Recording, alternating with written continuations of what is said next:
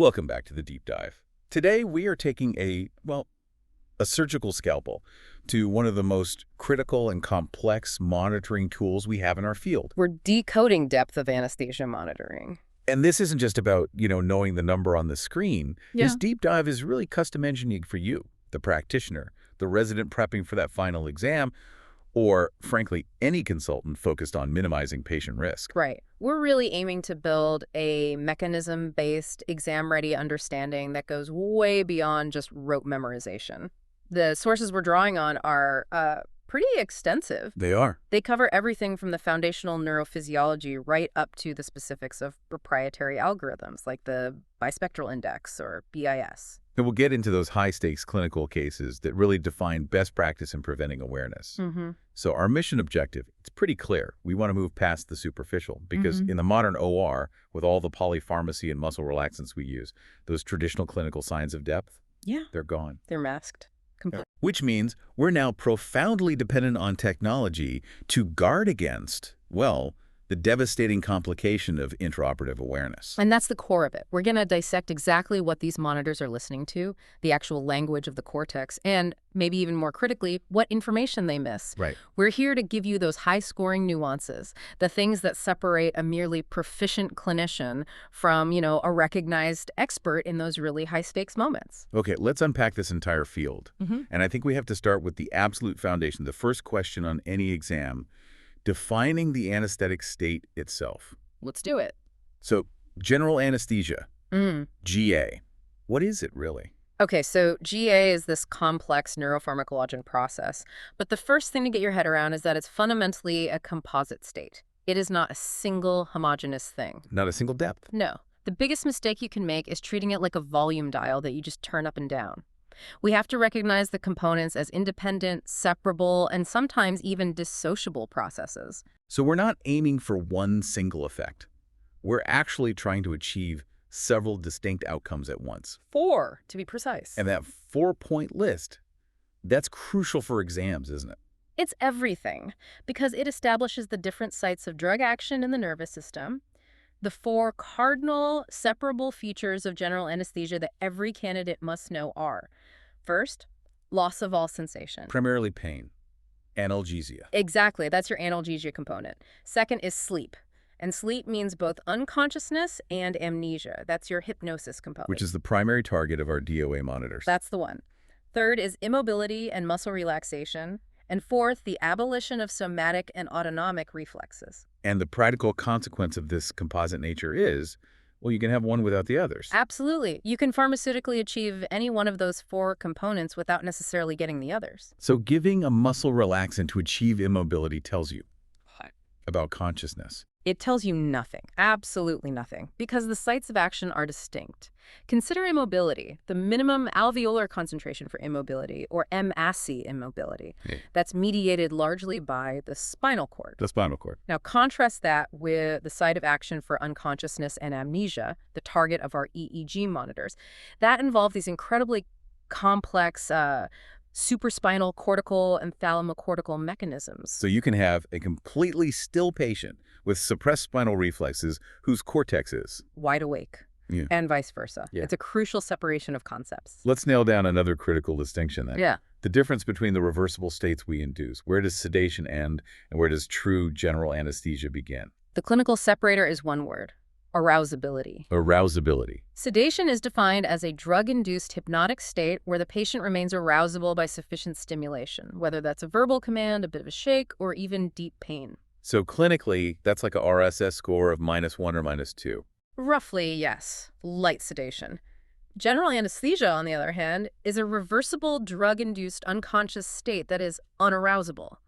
The state cannot be overcome even by the most intense stimulation. And achieving that unarousable state is the hypnotic goal of GA. That is the primary hypnotic endpoint, yes. Okay, so now let's talk about why we need these monitors in the first place. The failure of historical practice. I mean, Guedel's stages relied so heavily on observation eye signs, breathing, movement. Why don't those work for us anymore? They fail because of what we call the masking effect of our modern balanced anesthetic techniques. Balanced anesthesia. Right. Guedel's original stages were defined using a single agent, usually ether, and ether produced all 4 components of GA sequentially, predictably. You could just watch the patient and know where they were. But we don't do that today. Not at all. Today we use polypharmacy, opioids for the pain, maybe some benzodiazepines, propofol or volatiles for the hypnosis, and, critically, the widespread use of neuromuscular blocking agents, NMBAs. And the NMBAs, they just wipe out the motor responses, which was the most reliable old-school sign that a patient was getting light. Correct. And once you abolish movement, the anesthetist is left with what? Only the autonomic responses. Tachycardia, hypertension, maybe some sweating or tearing. Exactly. And this brings us to a major, major critical point that really separates expert knowledge from conventional wisdom. I call it the autonomic myth. Okay, but hang on. Surely titrating to autonomic signs is the fundamental safety net. I mean, it's what we fall back on when everything else is failing, especially in, say, a trauma setting where you might not even use a muscle relaxant, or when the EEG monitor is giving you a weird reading. Can we really dismiss that? I understand the reliance. It's clinically ingrained, but scientifically it's precarious. So you're saying it's a trap? It's a pernicious myth. While we do titrate our anesthetics to reduce those sympathetic responses, we have to understand where they come from and their profound lack of specificity. These autonomic signs, the heart rate, the blood pressure, they're mediated by subcortical structures, primarily the hypothalamus and the brainstem. They're part of the body's general stress response. They are not specific indicators of consciousness. Or perception, or even noxious stimulation alone. Meaning they could be caused by almost anything. Precisely. Hypovolemia, hypercapnia, severe hypotension, hypoxemia. Even just the surgeon pulling on something. Right. Direct surgical manipulation can elicit an identical sympathetic surge regardless of the patient's cortical hypnotic state. To see a systolic spike of 20 millimeters of mercury and interpret that as definitive proof of impending awareness, well, that leads to unnecessary overdosing, which causes hypotension and delayed emergence. So we have to find a way to monitor the target organ itself, the cortex, directly. We must, which brings us to the EEG. The electroencephalogram. This is a huge pivot. If the clinical signs are masked, we have to listen to the brain's electrical activity. So what is the EEG actually measuring at a cellular level? Why is this mechanism so important to understand? This is the high-yield neurophysiology that examiners absolutely love. The EEG is a recording of the summed electrical activity that we pick up from the scalp. So not individual neurons firing. No, it's not individual action potentials. It reflects the graded summation of what we call excitatory and inhibitory postsynaptic potentials, EPSPs and IPSPs. And these are generated in specific cells. Yes, primarily in the large, vertically oriented pyramidal cells, which are located in cortical layers 2, 3, and 5. So those cells, because of their orientation perpendicular to the cortex, they act like tiny little batteries. Yeah. Creating these shifting electrical fields or dipoles that our surface electrodes can pick up. That's a perfect analogy. And the nature of that EEG signal, its voltage, its frequency, is determined by the synchronicity of all this collective chatter. Synchronicity. Yes. Higher mental activity, like being awake and thinking, involves highly complex asynchronous processing. Neurons are all doing their own thing. Which results in a messy-looking signal. A low-voltage, fast EEG signal. Exactly. But when we induce anesthesia, the brain activity becomes increasingly synchronous. Neurons start to fire and pause together in lockstep. Creating a more organized, powerful signal. A high-voltage, slow-wave pattern. Anesthetics essentially force the brain into this overly simple, highly coordinated, but ultimately inefficient communication pattern. Okay, let's trace that progression. The classic sequence of the EEG as we deepen anesthesia with a GABAergic agent, like propofol or a volatile gas. This is foundational knowledge. It is. So you start with wakefulness. That's dominated by low-amplitude beta waves, so faster than about 12 hertz. Right. As you start your induction, you'll see the first appearance of slower waveforms, maybe some theta waves, and you'll lose that classic posterior alpha rhythm associated with relaxed wakefulness. And then what happens when we reach our therapeutic goal? That surgical maintenance level, 40 to 60 range on the BIS monitor. The hallmark pattern here is what's sometimes called the redshift to low frequencies. The signal becomes dominated by very slow delta waves, that's 0.5 to 4 hertz, and often even slower waves. And with propofol, there's a specific pattern, right? There is. Crucially, with propofol or sevoflurane, this low-frequency activity often coexists with a very prominent frontal alpha oscillation around 8 to 12 hertz. This gives you the classic alpha-delta pattern. And seeing that pattern tells you what? It tells you that you've achieved adequate drug-induced thalamocortical hyperpolarization. It's a sign of a well-anesthetized brain. And what if you push the patient beyond that therapeutic depth? Too deep. Then you enter the critical state of burst suppression. Burst suppression. The signal starts to alternate sharply. You'll see these high-amplitude, high-frequency bursts of activity, followed by long periods of very low-amplitude suppressed sections. That's typically defined as a voltage of less than 5 microvolts. And the monitor tracks that. Yes. The burst suppression ratio, or BSR, measures the percentage of time spent in that suppressed state. At the very highest doses, the EEG just becomes isoelectric. Complete electrical silence, a BIS of 0. Correct. This all sounds like a functional shutdown, but what's the deeper meaning here from a systems neuroscience perspective? Why does forcing the brain into this synchronous state lead to loss of consciousness? The underlying theory is all about the breakdown of integrated information processing. Okay. Anesthetics fundamentally disrupt the brain's ability to communicate efficiently across different regions. They disrupt functional connectivity, which is statistical covariance, and effective connectivity, which is causal influence, across key networks. So that concept connectivity disruption, that's the key. It's not just about slowing the brain down, it's about isolating different parts of it. Exactly. The loss of consciousness is consistently linked to a profound loss of frontal-parietal connectivity. Frontal to parietal. Yes. The frontal structures, which are responsible for things like agency and executive function, they lose communication with the parietal and posterior structures. And that posterior area is often called the posterior hot zone. The hot zone. It's thought to be critical for forming a conscious, integrated experience of the world. So when the brain is hypersynchronous like we see with those frontal alpha waves under propofol, the information flow becomes highly redundant. Give me an analogy for that. Imagine a choir where every single person is singing the exact same note at the exact same time. The total sound is very loud, that's your high voltage, but the amount of information being conveyed, the complexity, is 0. That's a great way to put it. It's a loss of complexity, not necessarily a loss of power. And we can link this to specific metrics, can't we? Oh, can. This is why some advanced processing models look at measures like Lempel-Ziv complexity.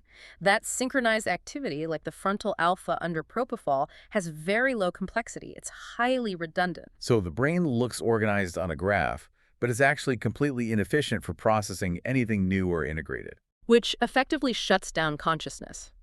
This mechanism is the reason why our DOA monitors work. They're targeting this specific breakdown in complex communication. Which is a perfect segue. The raw EEG signal is incredibly complex. It's non-stationary. It's filled with artifacts. Trying to interpret that in a busy OR is... impractical. Impossible, really. Right, and that's why we rely on processed EEG monitoring. It takes this torrent of data and compresses it into a single, continuous intuitive number. And the bispectral index, or BIS, is still the benchmark. It was the first licensed monitor, and it's by far the most studied. It takes a frontal EEG input and gives you that dimensionless number from 0 for isoelectric to 100 for fully awake. To understand its strengths, we have to look under the hood. It uses 3 analytical approaches. Correct. Fourier analysis, time domain analysis, and the most unique element, the one it's named for. Bispectral analysis. Let's focus on that. Bispectral analysis. This is the single most commonly tested technical detail for any candidate. What is it measuring, and why is it so much more sophisticated than just looking at frequencies? Okay, so bispectral analysis is an advanced, higher-order statistical technique. Standard Fourier analysis, which is what a spectrograph does, tells you the power distribution. So what frequencies are present and how loud they are. Right. Bispectral analysis goes a step further. It analyzes the interfrequency phase relations and the coherence between different frequency components. It detects nonlinear characteristics. Okay, let's use that orchestra analogy again to make that concrete for everyone listening. Perfect. So imagine you're listening to an orchestra. Fourier analysis tells you the volume of the violins, the volume of the drums, and the volume of the flutes. Just the power in each frequency band. Exactly. Bispectral analysis, however, tells you if the violins and the flutes are playing the same melody in perfect synchrony, or if they're playing completely independent, non-related parts. Ah, so it measures the degree of coupling. The statistical dependence between, say, a slow delta wave and a fast beta wave. And this is crucial because we now know the loss of consciousness is characterized not just by slower waves, but by specific interactions between those slow waves and faster activity. That makes the shift from just measuring speed to measuring coordination much clearer. So the final BIS number we see on the monitor is a weighted combination of subparameters from all these analyses. Yes. The three key composite parameters weighted together to produce that final score are 1, the burst suppression ratio, or BSR. That's heavily weighted at the deep end. Very heavily. 2 is the relative beta ratio, or RBR. This tracks the high-frequency beta activity, which is associated with being light or with EMG artifact.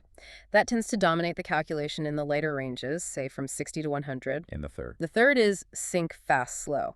This is the one that incorporates that unique output of the bispectral analysis itself.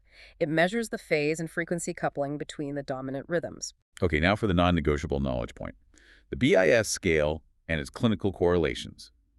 If you don't know this inside and out, you haven't mastered the basics. Let's lay out the essential range. 100 is fully awake, normal cortical activity. Over 93 is awake, but maybe premedicated. Memory is generally intact. Correct.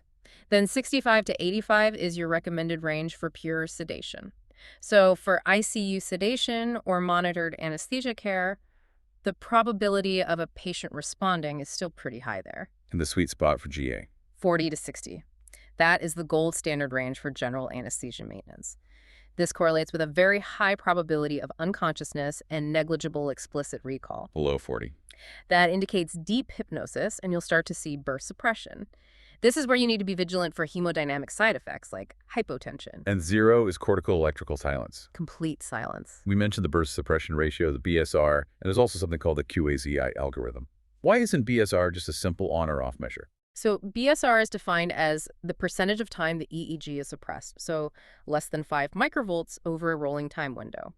A high BSR, maybe 50 to 80%, is often a target in neuroprotection because that state maximally reduces the cerebral metabolic rate of oxygen, the CMRO2. Okay. However, before the signal enters that definitive burst suppression state, there's a subtle precursor, a state known as forma fruste. The subtle warning sign. That's it, exactly. The QAZI suppression subalgorithm, which is built into the BIS software, is designed specifically to detect this. It sees this abrupt decrease in power across most of the frequency bands, and it signals that the cortex is critically depressed and that full burst suppression is imminent. So it's an early warning system. It's an anticipatory detection. It allows the index to drop rapidly, and it gives you, the clinician, a warning to start tapering your dose before you go too deep. Now, BIS is the veteran, but there are alternatives on the market. We should talk about other EEG-based monitors, starting with Entropy. How does that work? Entropy monitoring operates on a different neurophysiological principle altogether. It measures the complexity or the randomness of the EEG signal. So as the brain loses consciousness, its electrical activity becomes less random. It becomes more synchronous and more predictable, so its complexity decreases dramatically. And Entropy measures this on a similar scale, 0 to 100. The big advantage of Entropy, as I understand it, is its dual index system, which directly tackles that notorious problem of muscle artifact. This is its key differentiator, and it's a very high-scoring comparison point on an exam. Entropy separates its index into 2 numbers, state entropy, or SE, and response entropy, or RE. Okay, what's the difference? State entropy, SE, is calculated over a narrower, lower frequency band, 0.8 to 32 hertz. It's designed to reflect primarily pure EEG activity. In other words, hypnosis. And response entropy? Response entropy, RE, is calculated over a much wider, higher frequency band, 0.8 to 47 hertz. And this wider range crucially includes electromyographic or EMG muscle activity. So in a clinical scenario, what is the practitioner actually looking for on the screen? You're looking for the gap between RE and SE. The gap. If the patient is appropriately deep and relaxed, RE and SE should be almost identical, maybe 1 or 2 units apart. But if the patient is starting to get light, or if there's a lot of muscle artifact, they're grimacing, shivering, or the muscle relaxant is wearing off. The high-frequency noise from the EMG will kick in. And it will drive the RE significantly higher than the SE. If you see that your RE is 5 or 10 points higher than your SE, with certainty, that artifact is present. So you check your muscle relaxation and your electrode placement before you just start cranking up the propofol. Exactly. It gives you immediate, actionable data that a single BIS score can sometimes mask. What about other systems like the Patient State Index or PSI? The Patient State Index, which is used by the SedLine monitor, it adds a spatial dimension to the analysis. A spatial dimension. It uses 5 frontotemporal leads. And its calculation is based on the observation that the awake brain shows occipital dominance. But when you induce anesthesia, it shifts to frontal dominance and then back to occipital as you emerge. So it's tracking that geographical shift in brain activity. It quantifies the time, the frequency, and the spatial information, the coherence across the different leads, to generate its index, again from 0 to 100. Okay, let's pivot to the MSE comparison.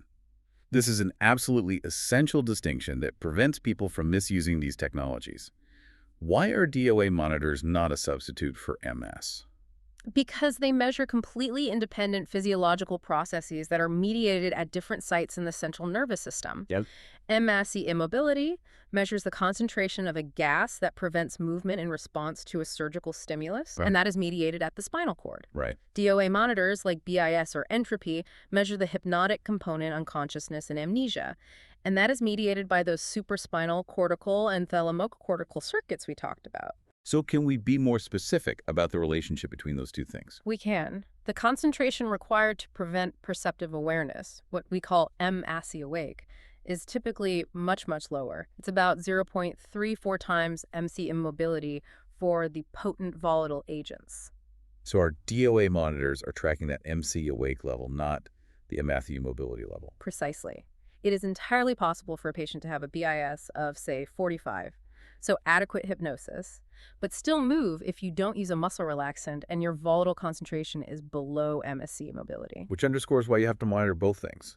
Immobility through end-tidal gas or a twitch monitor, and hypnosis with a DOA monitor. That fundamental separation is key. This next section is what you've called exam gold. And for good reason.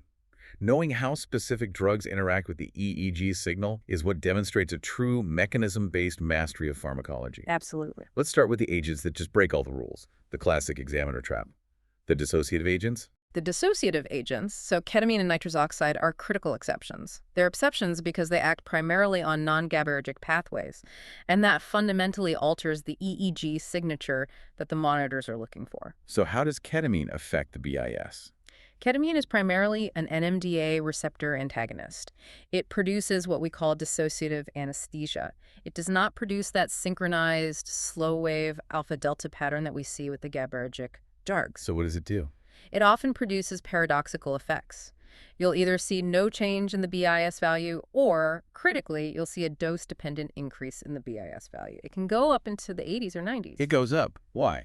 Because it causes an increase in high-frequency activity, especially gamma oscillations. So if I use ketamine to deepen my patient and I see the BIS go up, that doesn't mean the patient is getting lighter. Exactly. It means the monitor is reading the type of electrical activity that ketamine produces, and it's misinterpreting that high-frequency activity as a sign of wakefulness. So BIS is unreliable for ketamine. It's clinically misleading. If you rely on BIS during a pure ketamine technique, you will inappropriately reduce your dose, and you'll risk movement and hemodynamic instability. Okay. And what about nitrous oxide? You called it the BIS blind spot? N2O is a classic adjunct, but the BIS algorithm is remarkably blind to its hypnotic effects. How so? Even high concentrations, say 75% N2O, which would definitely be contributing to unconsciousness, cause minimal to no change in the BIS score. Why is that? The reason is that N2O, while it's an effective anesthetic, doesn't profoundly alter those critical interfrequency phase relationships, the bispectral component, in the same way that the GABAergic agents do. So if you're using nitrous, your measured BIS will be falsely high relative to the true hypnotic depth. It will be, yes. Okay, moving on to the potent adjuncts. Opioids, fentanyl, remifentanil. They're analgesics, but they clearly affect how much hypnotic we need. Right. Opioids exert their primary effects on nociceptive pathways, which are largely subcortical and spinal. Compared to propofol, they contribute a minimal intrinsic hypnotic effect. They stabilize the EEG, but they don't cause major frequency or voltage shifts. So the key concept here is something called therapeutic behavioral EEG dissociation. That's the mechanism you need to be able to discuss in an exam.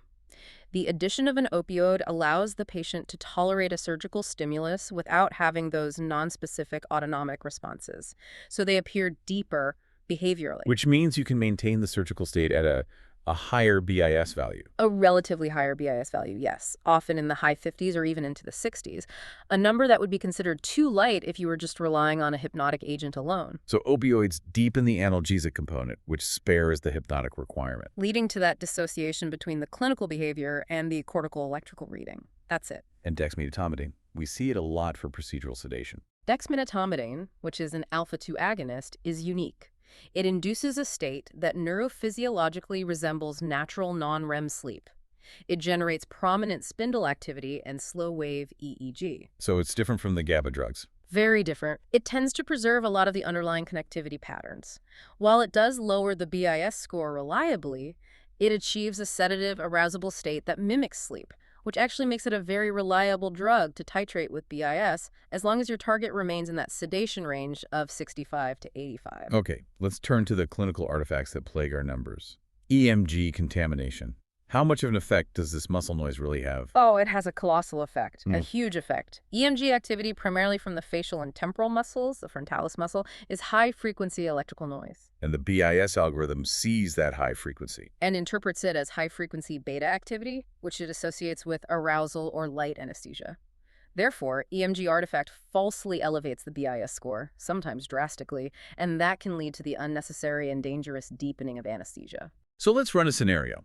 A patient is fully paralyzed, you've checked the twitch monitor, and suddenly the BIS spikes from 45 to 70. What is the mandatory immediate clinical checklist? Okay, first, check the source. You have to rule out artifact. 1, check your impedance. Make sure the electrodes are placed correctly and the skin contact is good. 2, check the raw EEG trace or the RE channel if you have one.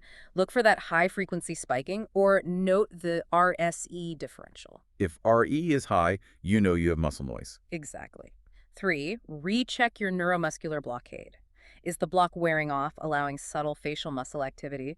And 4, check for shivering. Even tiny micro-shivering can generate a huge amount of EMG artifact. What about non-drug-related compounds? Physiological and technical ones. Hypothermia is a big one. It alters the cerebral metabolic rate, which directly affects EEG activity. Deep hypothermia, especially during cardiopulmonary bypass, can lead to some really paradoxical findings, like falsely elevated BIS scores, even with profound CNS depression. And that's often compounded by electrical interference from pump heads or pacemakers. And what about the high-stakes situation of monitoring for cerebral ischemia, say in neurosurgery or a carotid endarterectomy? This is a scenario where the effects of pathology and pharmacology overlap in a really dangerous way. How so? Progressive cerebral ischemia, a lack of blood flow, causes the EEG to progress from fast, active waves to slow waves and eventually to a flat line.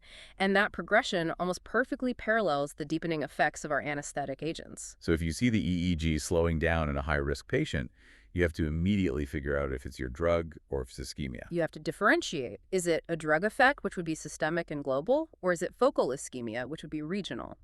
This requires incredibly careful monitoring of things like regional perfusion pressures and maintaining a very steady, stable anesthetic plane so you can isolate any sudden unilateral EEG changes. And finally, the extremes of age, the elderly and infants. Yes, the indices are less reliable in the elderly. This is due to age-related neural changes.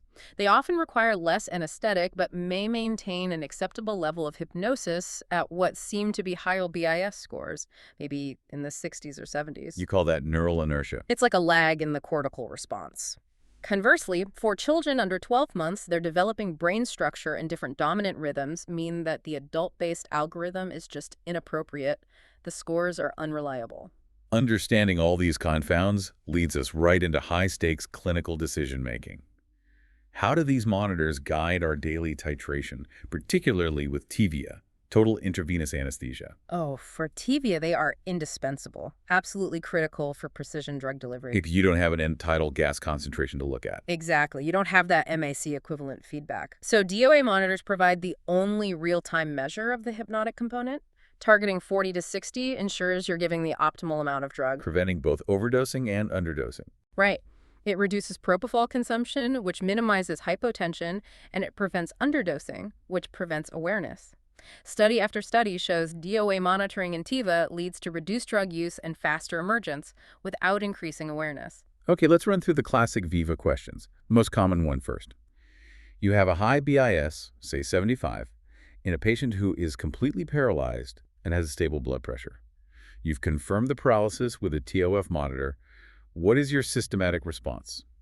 This is a test of your systematic troubleshooting process. Okay. First, reevaluate artifact. Even with good neuromuscular blockade, check for subtle EMG, especially around the neck, face, and jaw. Check your electrode integrity again. Rule out electrical interference from the buvy or a pacemaker. Step 2. Verify drug delivery. Is the pump actually running? Is the IV patent? Is the vaporizer turned on? Basic stuff, but you have to check it. And if artifact and delivery are ruled out, Then you must assume potential awareness. You have to treat this as impending or actual awareness. So deepen the hypnotic agent. Give a bolus of propofol or increase your volatile agent. and then Then you integrate clinical signs, but cautiously.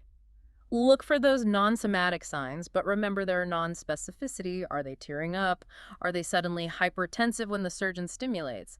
And then you document everything thoroughly. Okay, second scenario. A low BIS, say 18, with stable vital signs. You've confirmed on the raw EEG that this is true burst suppression. This is a clear warning sign of excessive depth. The patient is definitely unconscious, but we still have to act. What's the first move? Reduce the hypnotic agent immediately. Decrease the dose of propofol or turn down the volatile agent. And why is that so important if the vitals are stable? Because you have to acknowledge the risks. Excessive depth, so a BIS below 40, increases the risk of hypertension, delayed emergence, and starting error. Well, there are recent studies suggesting a potential link, though it's still controversial, between prolonged deep anesthesia and postoperative cognitive dysfunction, or POCD. Especially in vulnerable populations, like the elderly. Exactly. And you should also be able to state that the CMRR2, the cerebral metabolic rate, is maximally reduced at EEG silence, a BIS of 0. Any drug you deliver below a BIS of 20 or 30 is purely increasing systemic side effects like myocardial depression and hypotension with absolutely no added neurophysiological benefit. This brings us to the complications and misuse of the technology. And I think over-reliance or false reassurance is probably the biggest trap. It is, absolutely. The number on the screen is an adjunct. It is not a substitute for your clinical judgment. And we know awareness can still happen. We know for a fact that awareness has been reported even when the BIS was reportedly maintained in that therapeutic 40 to 60 range. There are cases cited with a BIS as low as 47. The monitor tracks the probability of awareness, but it is not 100% predictive. It's just telling you the cortical state at that moment in time. Right. Not necessarily what the patient will experience during a sudden, acute surgical stimulus that's going to happen in 30 seconds. And that ties directly into the issue of lag time. Yes. The signal processing involves a lot of averaging and smoothing of the data, often over a 15 to 30-second window, to ensure stability and get rid of artifact. Which means the number on the screen is always a little bit behind reality. It lags behind acute clinical events. If there's a big surgical stimulus and the patient's EEG lightens up acutely, the BIS value is only going to catch up 15 to 30 seconds later. You need to be acting based on other signs, not waiting for the number to change. The ultimate clinical driver for all of this is, of course, the prevention of awareness with recall, or AWR. Let's define that precisely and talk about its incidence. AWR is defined as explicit episodic memory, so the conscious recall of events, sensations, or conversations that happen during general anesthesia. And that's different from implicit memory. Very different. Implicit memory is unconscious learning without any conscious recall. AWR is that conscious I remember moment. And the incidence, well, it varies, but it's estimated to be somewhere between 1 in 1,000 and 1 in 19,000 cases. And the clinical consequences of AWR are severe. They go way beyond just the OR. They're devastating. A significant proportion of patients who experience AWR suffer from long-term psychological problems, including anxiety, insomnia, and severe post-traumatic stress disorder, PTSD. Which is why standardized post-op awareness interviews, like the modified Bryce interview, are such a crucial safety measure. Yes, to identify these patients early and get them the psychological help they need. And DOA monitoring is one of our key tools to try and reduce this incidence in the first place. So what's the hard evidence? Does using an EEG monitor actually decrease AWR? The big studies, like the Be Aware trial, they suggest that using EEG monitoring does decrease the incidence of AWR by more than half compared to just relying on clinical monitoring alone. But there's a caveat. There is. The benefit is less pronounced when you compare it to simply monitoring the end-tidal agent concentration, the NSC, and ensuring it's kept above, say, 0.7 NSC. So the monitors are most effective in situations where end-tidal monitoring is impossible or unreliable.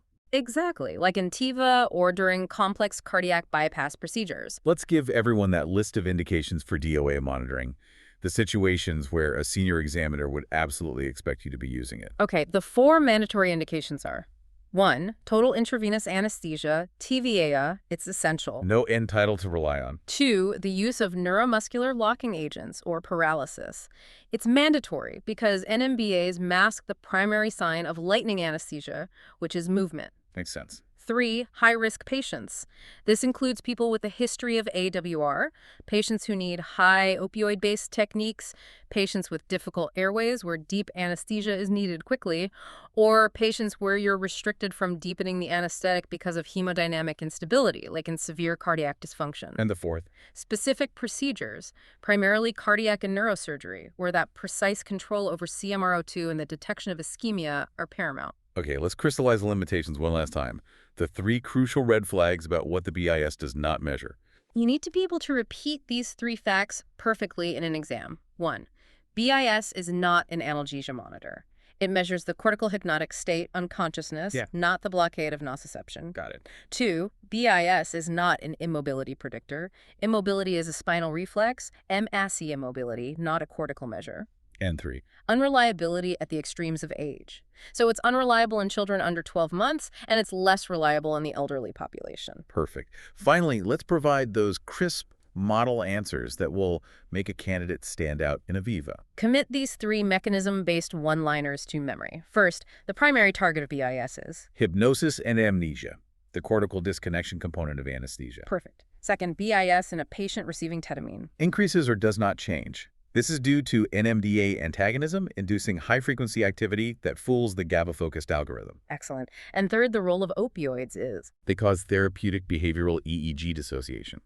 They enhance analgesia, which allows the patient to tolerate noxious stimuli, and maintain surgical depth at relatively higher BIS scores, like in the high 60s, than with hypnotic agents alone. This has been a really profound deep dive. I feel like we've moved so far beyond just the simple number on the screen to really grasp the sophisticated neurophysiology behind it all. That's the goal. Understanding that breakdown of frontal parietal connectivity, the high-yield EEG progression, the complexity of bispectral analysis, and of course those critical drug interactions that dictate our clinical management. We now recognize DOA monitoring as a measure of cortical function, hypnosis, and amnesia, but not a measure of spinal cord activity, which is immobility, or the general stress response, which is those autonomic signs. And mastering the separation of those components is the core mechanism that defines an expert practitioner. This level of precision is really what defines modern anesthetic practice. But we should end with a critical, provocative thought for you to carry into your practice. We rely on electrodes placed primarily on the frontal cortex, that's where the BIS sensor goes, to determine if a patient is truly unconscious. Yet, advanced neurophysiological theories of consciousness consistently suggest that the truly critical loss of integrated information exchange happens in the frontal parietal network, or that posterior hot zone you mentioned earlier. So, if the true seat of conscious integration and experience lies in the back of the head, and our main monitor only reads the front, what does that imply for the safety of relying solely on a frontal electrode output that's reading 50? It implies. What? It implies that the monitor is an incredibly powerful proxy, but it's not the whole story. It means that the human capacity for critical thinking, for systematic troubleshooting, and for integrating all that non-specific clinical data must always, always supersede the monitor's number. The deep dive is never over. Keep questioning, keep learning, and integrate that sophisticated understanding into safer, more precise patient care. Thank you for joining us. We'll see you next time.